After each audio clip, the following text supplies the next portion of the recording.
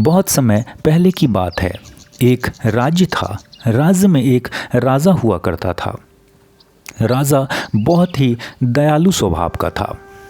राजा के राज्य में सभी प्रजा बहुत हंसी खुशी के साथ रहते थे। एक दिन की बात है, राजा के राज्य पर दूसरे राज्य के राजा ने आक्रमण कर दिया। राजा और सैनिक ने दूसरे राजा से लड़ाई लड़ी और उन लोगों ने जीत हासिल कर लिया।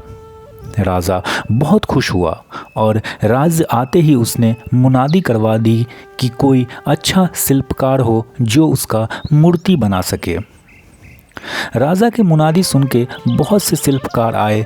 सभी शिल्पकारों से राजा ने बोला कि जो कोई सबसे अच्छा मूर्ति बनाएगा उसे मुहमांगी इनाम दिया जाएगा। बस फिर क्या था, सभी शिल्पकारों ने अपने तरीके से राजा की मूर्ति बनाना शुरू कर दिया। जब मूर्ति बनके तैयार हुआ तो राजा ने सभी मूर्तियों को देखा। सभी मूर्तियों में राजा को एक मूर्ति सबसे ज़्यादा पसंद आया।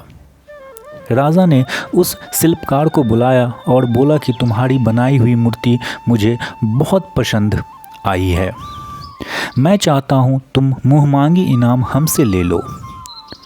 शिल्पकार ने बोला, महाराज अगर आप मुझे इनाम देना चाहते हैं तो दुनिया की सबसे कीमती चीज़ दे दीजिए। शिल्पकार ने अपने झोले से सभी सामान निकाल दिया और राजा को अपना झोला दे दिया। राजा ने शिल्पकार के झोले में बहुत सारे हीरे जवाहरात डाल के शिल्पकार को दे दिया। शिल्पकार ने झोले को लेके बोला, महाराज आपने जो मुझे दिया है वो दुनिया का सबसे कीमती चीज़ है। इस पर राजा सोचने लगा और बोला, नहीं ये दुनिया की महंगी चीज़ तो नहीं है। इस पर शिल्पकार ने बोला, महाराज मुझे अगर आपको देना है तो मुझे दुनिया की सबसे कीमती चीज़ चाहिए। राजा के दरबार में राजा का एक सलाहकार था। सलाहकार बहुत बुद्धिमान था।